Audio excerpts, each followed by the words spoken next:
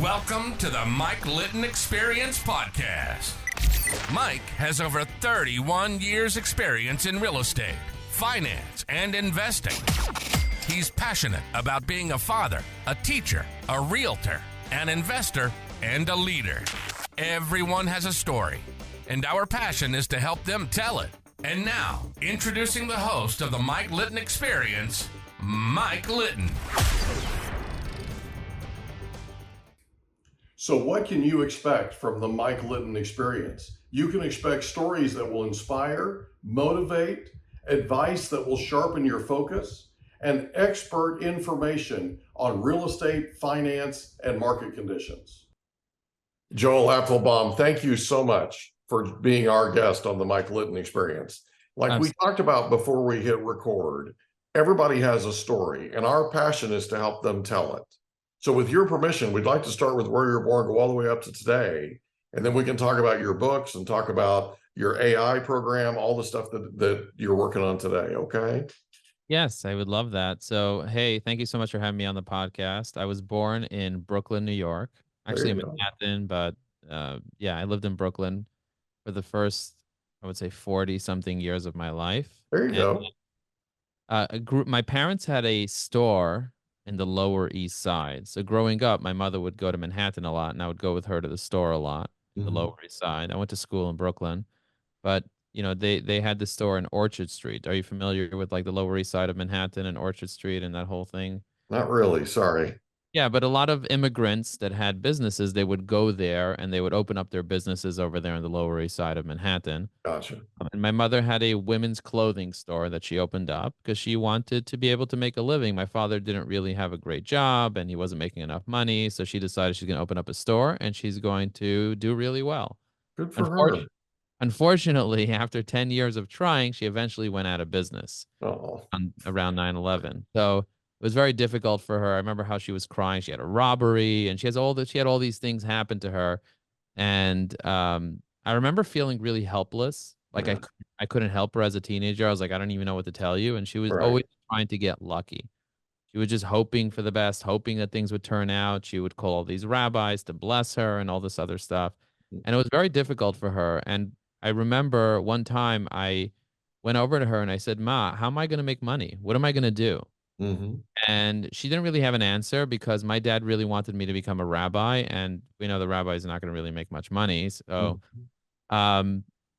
so she said, why don't you get into the car? She drove me to the library, the Brooklyn Public Library. And she said, go in there and get some books. She said, formal education, which is what you don't have, will make you a living. But self-education, by getting books and reading them, will make you a fortune. So she's like, go figure it out. And so I love your mom. What great advice. I went in there and I got books on computers. I didn't even have a computer at the time, but I got books on computers. I was 16. Okay. And when I turned 17, my mom was like, you want to buy a computer? Because I was reading books on computers and I became obsessed about how they work. And I was like, Ma, I really want a computer. I want one with Windows 97. Right. Windows 95, Windows 97. So we went to J&R Music and Computer World, which is now closed down. They closed, many stores closed down. And we got a compact computer. And at that time, most of the modems were 14.4 Mbps modems, like really, really kbps, I should say, not Mbps. It was 14 kbps, kilobytes. And I actually had a software upgrade to upgrade it to 33.6 kilobytes. Wow. Which was like, you could download an MP3 3 times faster or WAV file or whatever. Wow. I remember my friends were like, oh my God, we got to go use your computer. It's like 3 times faster. And I just learned how to use a computer then. And I started building websites for people. And then eventually people started paying me to build websites. And I was just like, what? People are willing to pay for this? It's just so much fun for me. That's cool. Yeah. And then, you know, there's a famous saying, if you build it, they will come. I built it. Nobody came. I had to figure out how to get traffic to the websites. And so I learned how to do something called search engine optimization. I became really good at SEO. And I started a business with a partner called Ajax Union. And we grew to be on the Inc. 500 as one of the fastest growing companies in the US. We grew very quickly, generated millions of dollars in revenue. because this whole concept of reoccurring revenue was new to me. Someone told me, "Hey, you need reoccurring revenue," and I was like, "What's reoccurring revenue?" Yeah. Like when you build a website, you're just building a one-time project. But if Right. you're someone that you're do marketing for, then you could do marketing for them every month. So every customer that you get is laid on top of the next customer. So I was like, wow, if I want to build a multi-million dollar business, I only need a handful of customers. And it ended up being, 100 customers was 1 million, 200 customers was 2 million, and so on. And we ended up servicing over 1,100 clients over the past 15 years. Oh my gosh. Yeah, when the pandemic came, we had a really hard time. I don't know how the pandemic affected you guys, but for us, it affected us it was very difficult because we lost about 75% of our reoccurring revenue in 2 weeks. Yeah. People cut their marketing and they're like, a lot of our clients went out of business right away. They were just like, we have no customers. We can't afford the loans and whatever. They just went out of business. Mm-hmm. But we started doing LinkedIn training, and we've trained over 1,000 companies in the past 3 years because we realized that a lot of people have no idea how to use LinkedIn. And I'm a LinkedIn Me expert. too. And then a couple of years ago, when ChatGPT came out, I realized that we can use, and thanks to ChatGPT for giving me the idea, we can use ChatGPT for LinkedIn to solve a big problem that, from our 1,000 clients that we trained how to use LinkedIn, many of them don't have the time to use LinkedIn. Yeah.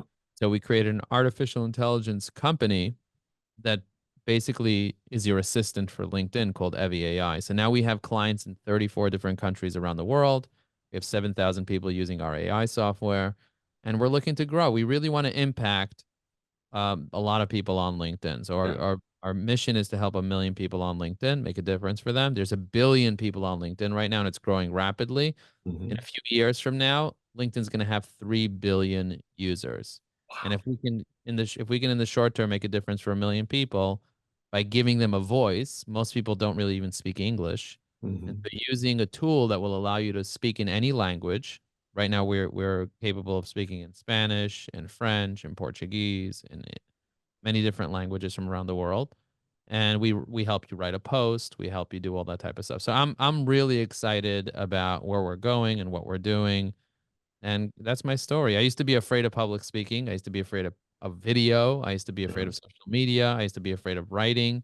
And I published 5 books, and I've spoken on hundreds of stages. I'm a member of the National Speakers Association. I'm a professional speaker, and I love doing podcasts. I do about 100 of these podcasts a year. That's awesome, buddy. That's awesome. Great job. Okay. Is it okay if we go back just a little bit? Yeah, anywhere you want to go. So just got a couple of questions. Well, this is your life story, but I just have a couple of questions about it. So growing up in Brooklyn, what was your favorite thing about growing up there? My favorite thing about growing up in Brooklyn was the ability for me to be able to just ride my bike around. Like I used to literally ride my bike all around Brooklyn. I used to go to my grandparents' house to visit them. I used to go all the way to the beach, which was about 5 miles away, and I would just go straight to the beach.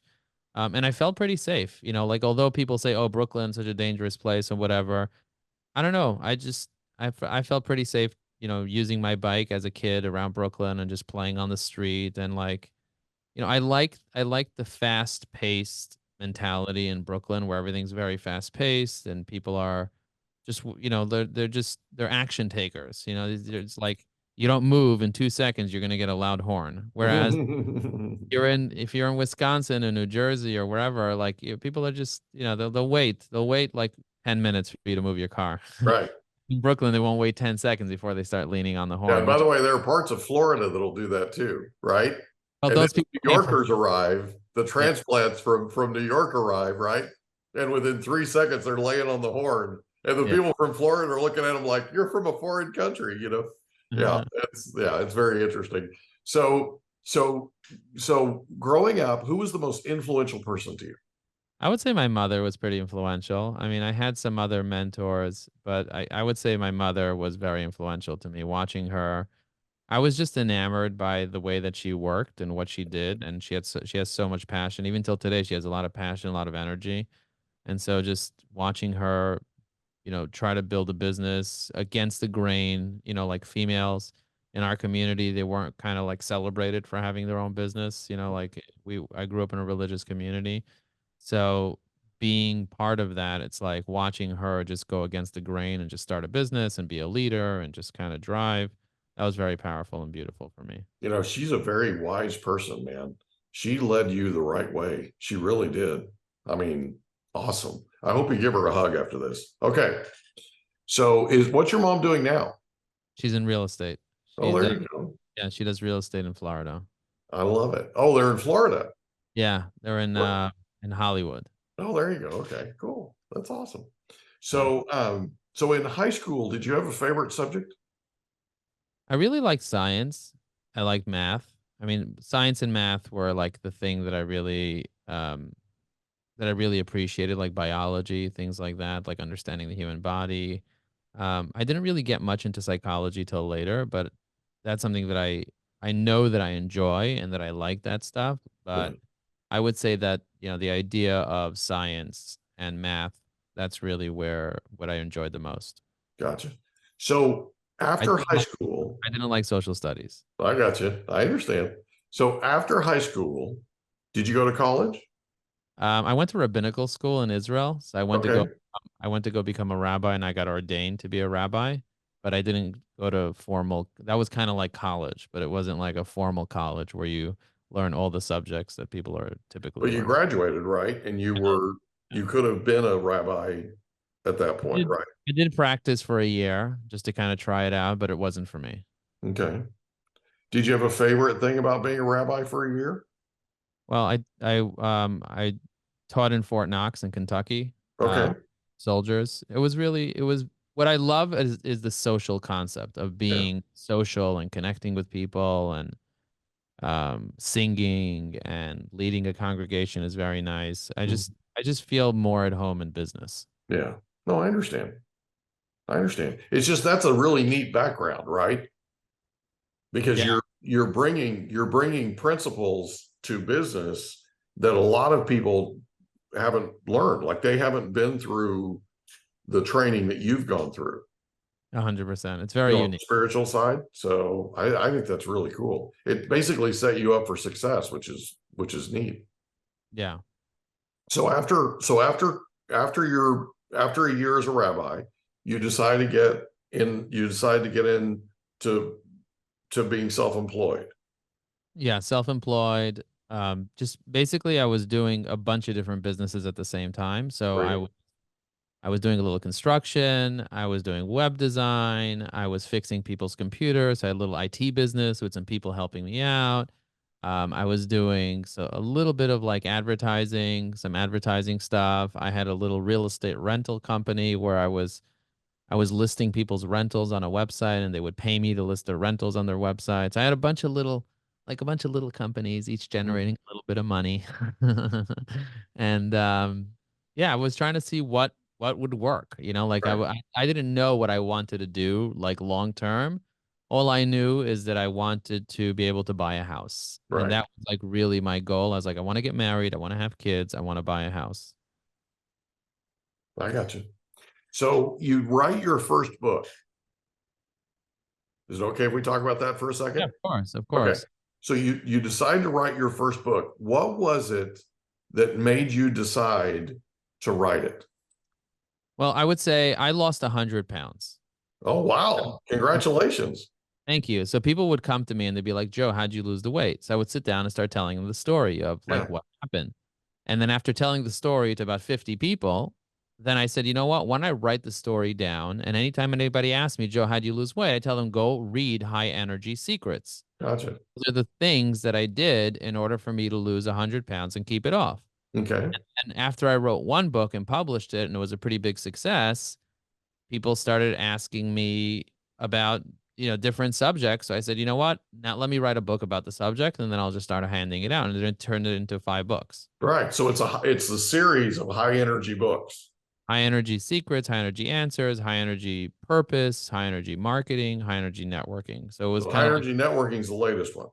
Yeah, High Energy Networking is the one about how to build relationships and how to network. From someone who used to be afraid, I would walk into a networking event and I would be like, oh my God, I don't know what to do. I don't know who to talk to. I don't know like what. So I went from there to being a person who walks into a room and does 50 selfies with 50 different people that I just have met. What changed? Strategy, understanding what to do strategically. That's number one. But there was a fear involved, right? Yeah, but the fear, when you don't have a plan and you get into a situation, let's say I throw you off a boat Yeah. and you have no training and no strategy on how to survive, Right. you're gonna be scared and you're gonna fail. You're gonna Right. drown. Right. But if you're an open water diver like me, and you got 50 hours of training on a computer to understand water and to understand air and to understand just the mechanics of safety in the water. And then you get trained for 4 days with a firefighter inside a pool. And then another 2 days you spend in Florida on a boat with professional divers. And then they take you all the way under 60 feet under the water and you spend time there. And then you also get trained in Hawaii in colder waters. And then you start learning how to do it. Mm-hmm. Throw me off a boat. I'll be fine. Like I'm Right. not like I'm no I used to be afraid of the ocean. I'm no longer afraid of the ocean, but the way I overcame my fear of the ocean is by getting the right training. So if you And read the getting in, right? and walking off the boat. Yeah, So getting wet, right? you learn if you do a combination of education, strategy, and experience that will help you overcome fear. Fear stands for false evidence that appears real. Correct. All the times that I've overcome my fears, whether it was my fear of public speaking, my fear of taking selfies or having photos or videos, my fear of listening to my own voice, my fear of writing, my fear of networking, Mm-hmm. overcoming all those series of fears had to do with A, me not understanding it, B, me not doing it, me not experiencing it, and then C, me not having a strategy. So if you have Right. the right strategy and you have the right preparation and you have the right training and then you have the right experience, you end up understanding it. And when you understand something, you don't fear it. I used to be afraid of dogs. Mm-hmm. Now I understand dogs much better because I got a dog for the office Mm-hmm. and I built a relationship with a white Samoyed over the course of 6 years in the office. Mm-hmm. Now a dog barks at me. I'm not afraid of it. I don't care how vicious the dog looks. I'm not afraid of the dog because I know I know the dog. Like I get it. I get where they're at. They're making noise. They're stimulated. They're excited. Mm-hmm. And they look at me and they're like, they see I'm not afraid. They're gonna just chill. You know, Right. they're gonna be like, oh, he's friendly. He's not afraid of me. Right. A dog's So, not just gonna come and attack me unless it's an attack dog, and in which case I know how to protect myself from it. gotcha. Okay, so let's go back for just a second, if it's okay. And I know we've been going back a little bit. And I don't want to frustrate you, but I am legitimately curious. So you write your first book, but before you write your first book, you lose 100 pounds. What made you decide to lose 100 pounds? Because that's a big decision. That's a big commitment, right? So in the book, I write about this. So I'm sitting on the couch. And by the way, I'm not frustrated when you go back. Like I don't Okay. mind. You can go All back right. as many times as you like and ask me anytime. You can ask me Okay. over and over the same thing. It's fine. I'll always have a different answer. There you go. I'm sitting on the couch with my kids. It's all about creativity, baby. I'm sitting on the couch with my kids and we're having fun with my phone. I'm videotaping them, like, just taking videos of them. And we're watching the videos. So my kids like doing that. Even now, my kids like doing that. We video things and then we go watch the video together. So we're video, and all of a sudden, in the background of the video, I hear like this weird noise, this weird heaving. And so I asked their mother, who's my ex-wife. I ask her, I say, "Hey, what's that noise?" She's like, "That's you. That's how you breathe." I was like, "Whoa, that's how I breathe?" She's like, "Yeah, you're majorly overweight. Look at you." And then all of a sudden it hit me. I was like, oh my God, I'm going to die. If I breathe like that, I'm going to die. I don't want to die. I want to be able to live. Yeah. And so I started thinking to myself that at that point I was like, okay, I got to lose weight. What do I do? Mm-hmm. So I asked her, I said, hey, could you be my accountability buddy? She's like, you're never going to lose weight. There's no way. There's no way you're going to lose weight. You went on many diets. You've given up on your diets. I mean, you love food too much. So I said, okay, let me call my friends. So I called up my friends. They're like, let's go to a restaurant and talk about it. We went to a restaurant, and after having a bunch of appetizers, a bunch of mains, and a bunch of desserts, I realized I'm hanging with the wrong crowd. I'm not going to be able to live with these guys. These guys are enablers. Yeah. So I'm waiting outside my house to park my car. Mm-hmm. And there's no parking. Brooklyn, it's very hard to find parking. And I also don't want to walk because I'm very overweight. So when you're very overweight, it's really hard to walk. Yeah. Even short distances, it's like hard on your body. Yeah, it hurts. Yeah, so I'm like double parked outside the house, and eventually I'm like, okay, no one's moving. Let me go down the block. So I go down the block, make a right, drive up 2 or 3 blocks, and I finally find a parking. I park, and as I'm waiting to cross a big intersection called Eastern Parkway to get back home, I pull out my phone and I see the Facebook icon, and I say, huh, I don't really have friends on Facebook, but there are friends there. And every time I post, I don't really get any engagement, but no one's going to see it anyway. So let me post something. So I wrote, guys, I'm really looking to lose weight. I need accountability. If you like this, and I don't expect anyone to like it, but if you like this, I will walk. I think at that point I said, I will run 1 minute per like. And I just turned off my phone and went to sleep. The next morning I woke up, and to my surprise, there were 10 likes. I was like, Ooh, uh-oh. Okay. I So could then run 10 minutes. yeah, so then I went for like I tried to run, but I couldn't. It was very hard for me. So I kind of like walked for like 10 minutes, and then I took a picture and a video of myself letting the world know that I did it. And I Yeah. posted that on Facebook, and I said, if you like, the next day I had 15 likes. Then I had 20. Wow. And then I started doing it every day. And before you know it, I was having 70 likes a day on my posts. Oh my gosh. And I Wow. was like, oh my God, all these people are like excited to watch me get up and then do a little video and a little picture of myself. And so I just started doing it. And eventually, when I got home, I didn't reach for the orange juice anymore. I reached for the water instead. Wow. And then I started losing weight. And that's how I kind of like lost my first 20 pounds or so. And then Yeah. after I did that, I started researching. I was like, I hit a plateau, and I started researching, like, okay, how do I actually lose weight? And then I started realizing that I didn't understand nutrition. I didn't understand. I thought that bread was bread. I didn't know that bread made you fat. hmm Know that rice made you fat. I didn't know that sugar made you fat. I thought if you ate fat, because there's fat-free things like fat-free cookies don't have fat in it. How are you going to get fat from fat-free cookies? Right. Marketing teaches you. Exactly. Marketing is wrong. The truth is, you'll get very, very fat from eating things that will spike your insulin. And so learning about insulin resistance, learning about fasting, learning about electrolytes, learning about hydration, learning about qualities of water, understanding apple cider vinegar, and like just really getting to know these things, hmm real game changer for me. And that's kind of like how I was able to sustain the weight loss and be able to lose even more weight. And now I started going to the gym this year, and I'm feeling really good because previously I didn't have a gym near my house, and now that now I moved to New Jersey, so I live in New Jersey now. So there's a gym 10 minutes away, so I just go drive. There's always parking outside. There's no one's in the gym. I mean, in the January it was pretty full, but now no one's in the gym. Right. After Uh, the first couple of weeks, nobody goes anymore. Done. There's there's a beautiful sauna. It's empty. There's treadmills. There's plenty of room. There's weights. Like I can go as often as I want. Um, and it just feels really, really good to be able to understand your body and understand your mind and understand your habits. There's a book called Atomic Habits by James Clear, very powerful book. It's one of the 24 books that I'm reading this year. I'm reading 24 books this year. And so just doing that, like really just understanding that there are going to be certain triggers in my life that cause me to take action. And Mhm. until that trigger happens, for some people it's reaching rock bottom, for some people it's having a realization, aha moment, for some people it's like somebody tells you something. But the reality is you can lose weight. You just have to have the right habits and the right beliefs. And if you can do that with the right strategy and the right experience and taking action, you'll be able to get anywhere you want. So I lost 162 pounds. Wow. And what I found was you're absolutely correct. Everything you said is correct. What made it really compelling for me was I wanted it worse. Like I really wanted it, right? Because they literally said to me, they said, if you keep going down this road, you're going to die, and you're not going to be around to walk your daughter down the aisle. You're not going to be around to see your son graduate. You're not going to, you know what I mean? And it's like, wow, like it hit me like a ton of bricks. And my kids are everything to me, right? My family's everything to me. And so being here for them was the overriding passion for me. It just drove me.